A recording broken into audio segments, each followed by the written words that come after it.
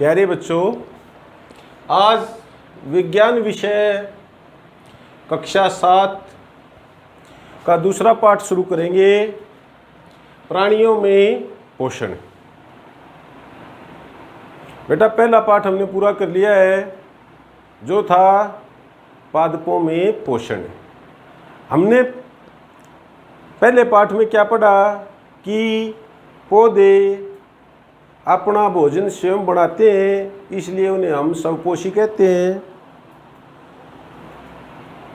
पौधों में विशेष वर्ण क्लोरोफिल पाया जाता है, जिसकी सहायता से वे अपना भोजन सूर्य के प्रकाश की उपस्थिति में पानी और कार्बन डाइऑक्साइड गैस की सहायता से बनाते हैं। इस प्रक्रिया को प्रकाश संश्लेषण विधि कहते हैं।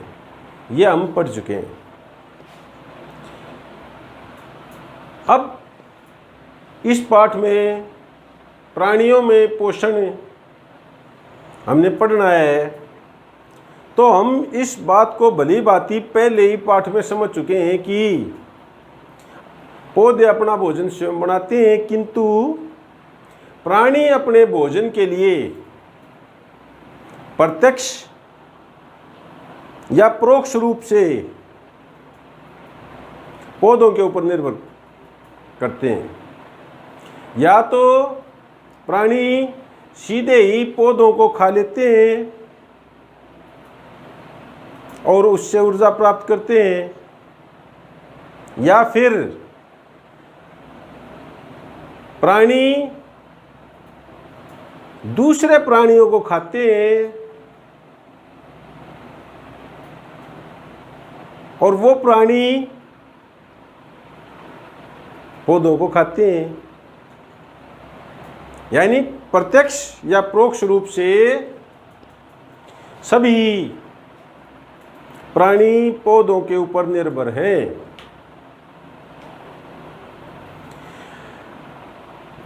जो पौधों को खाते हैं वो प्राणी,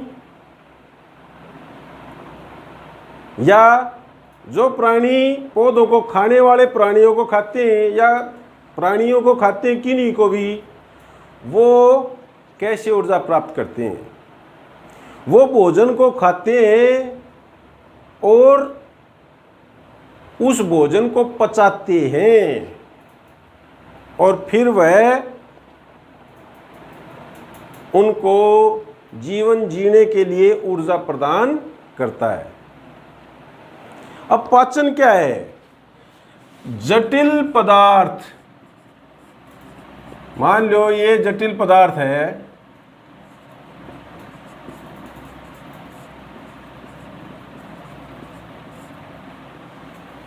को सरल पदार्थों में तोड़ना। ये टूट गया ना भाई, ये जटिल पदार्थ थे, इनको किस में तोड़ दिया? सरल पदार्थों में। इस प्रक्रिया को क्या कहते हैं? पाचन। बात समझ में आ गई भाई? अब जो प्राणी है वो सभी अलग अलग विधियों द्वारा भोजन ग्रहण करते हैं। जैसे मधुमक्खी या जो हाउस फ्लाई है, हम घर में जो घरेलू मक्खी होती है उसकी बात करें, या मच्छर की बात करें, और चाहे हम मरमर पक्षी यानी हमिंग बर्ड की बात करें, तो वो अपने भोजन को कैसे ग्रहण करता है? चूस कर। हम बात करें आगे, थोड़ा सा और गहराई में जाएं कि भाई मधुमक्खी और मरमर पक्षी, हमिंग बर्ड, छोटी सी चिड़िया होती है ना, फूलों के ऊपर इस प्रकार से एक जगह खड़ी खड़ी उड़ती रहती है, वो मकरंद को चूसती है। मधुमक्खियां भी मकरंद को चूसती हैं, फूलों के मकरंद को। और उससे ऊर्जा प्राप्त करती हैं, भोजन के रूप में ग्रहण करती हैं। ये ग्रहण करने वाली बात मैं कह रहा हूँ।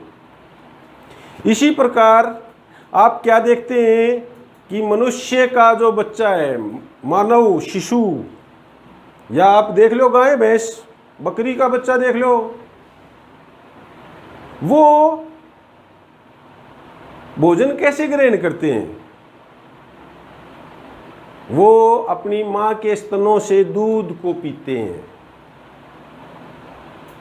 है ना। अजगर या जो सर्प जाति के अन्य जो सांप हैं, वो अपना भोजन कैसे ग्रहण करते हैं? वो समूचा ही अपने शिकार को निगल लेते हैं।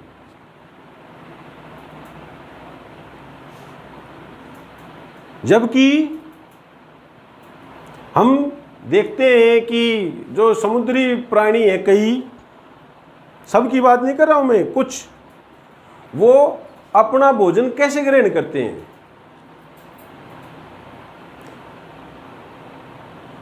वो पानी को,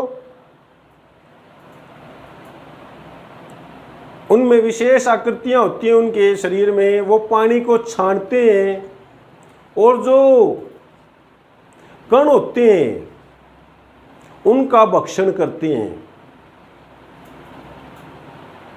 और उनसे अपना पेट भरते हैं। तो इस प्रकार आप अपनी पुस्तक को अगर पढ़ेंगे तो उसमें अलग अलग प्राणियों के नाम दिए हुए हैं। जिस तरह से मैंने आपको समझाया कि भाई कोई चूस कर, कोई समूचा निगल कर, कोई दूध पीकर, है ना, कोई कणों को छान कर अपना आहार ग्रहण करते हैं। और इस प्रकार अलग अलग प्राणी अलग अलग ढंग से भोजन ग्रहण करते हैं। लेकिन अगर हम बात करें तो लगभग सभी प्राणी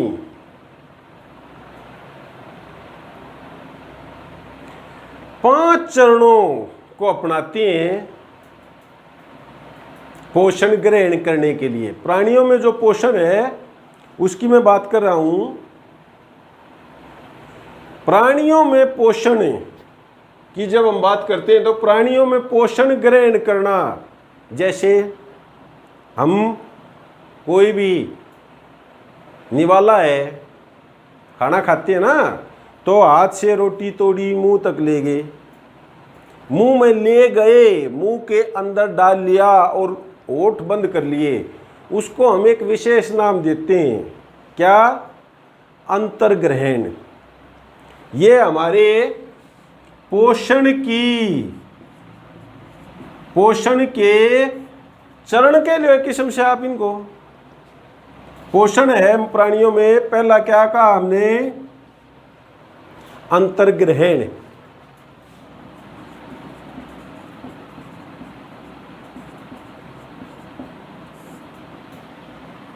यानी जो भी भोजन है उसको अलग अलग प्राणी अलग अलग ढंग से ग्रहण करते हैं। मक्खी उसको चूसती है, हम निवाला तोड़ के खाते हैं या माँ का स्तन से दूध पीते हैं, सांप उसको पकड़ता और जिंदा निगल लेता है।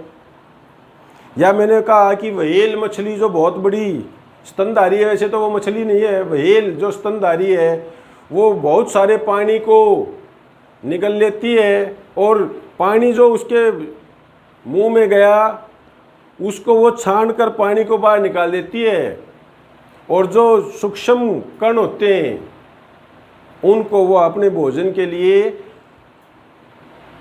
ऊर्जा के लिए प्रयोग कर लेती है। तो पहला चरण क्या है? अंतर्ग्रहण।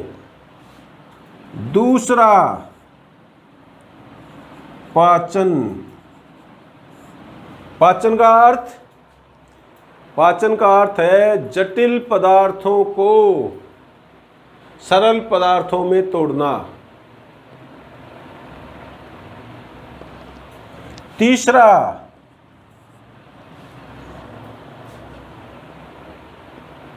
अवशोषण, जो पचा हुआ भोजन है शरीर में उसको हमारा शरीर अवशोषित करता है।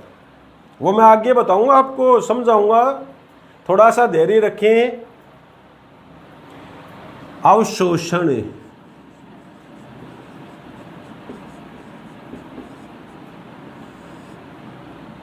चौथा है स्वांगीकरण,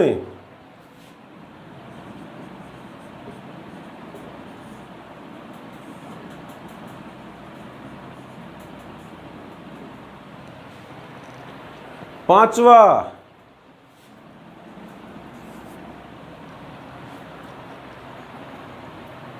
निष्कासन या बहिक्षेपण,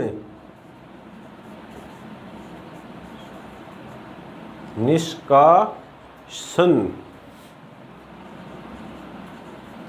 या बहिक्षेपण।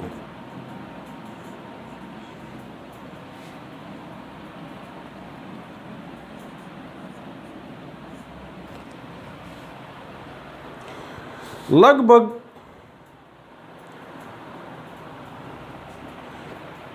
इन 5 चरणों में पूरी प्रक्रिया हो जाती है। पहला अंतर्ग्रहण, यानी हमने जो भी भोजन है, मनुष्य की बात करें तो हमने निवाला तोड़ा और मुंह के अंदर डाल लिया, वो हो गया अंतर्ग्रहण। अब हमारे यहाँ, उससे पहले मैं आपको बता दूं, मानव का जो, क्योंकि प्राणियों में पोषण पढ़ रहे हैं तो मानव के जो पाचन तंत्र है उसके बारे में मैं थोड़ा सा आपको बताऊं। तो जब सबसे पहले हमारी क्या है, मुख गुहिका, पाचन तंत्र किसका, मानव का या मनुष्य का। मुख गुहिका, दूसरा ग्रास नाल या गर्शिका,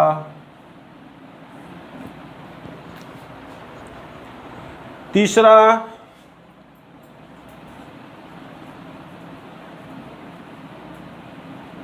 अमाशय, चौथा शुद्रांत्र या छोटी आंत,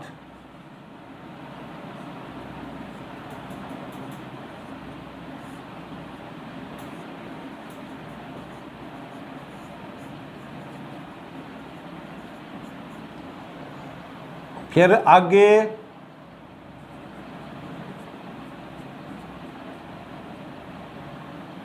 वृद्रांत्र, है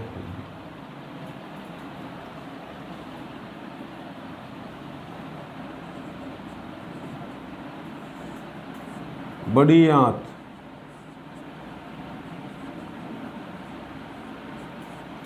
और वृद्धांत जो है वो मलाशय में खुलती है, उसको आप मलद्वार कह लो या गुदा, या आप क्या कह सकते हैं, गुदा।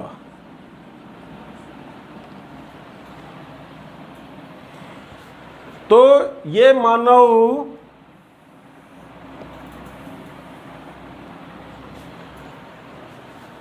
पाचन तंत्र के बारे में मैंने बात की, मनुष्य का जो पाचन तंत्र है, और ये सभी प्राणियों में ये जो हम देखते हैं, इनको एक एक करके समझाएंगे।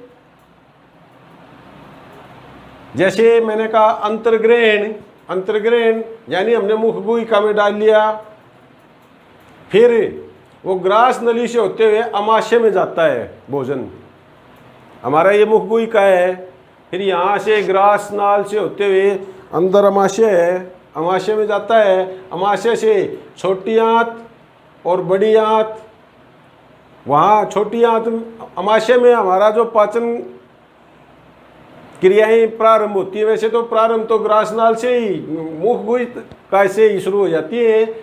मुख गुही का अमाशय, फिर शुद्रांत्र में पाचन होता है और अवशोषण होता है, और अवशोषण होके फिर शरीर के सभी अंगों तक पचा हुआ भोजन भेजा जाता है, उसको बोलते हैं स्वांगीकरण।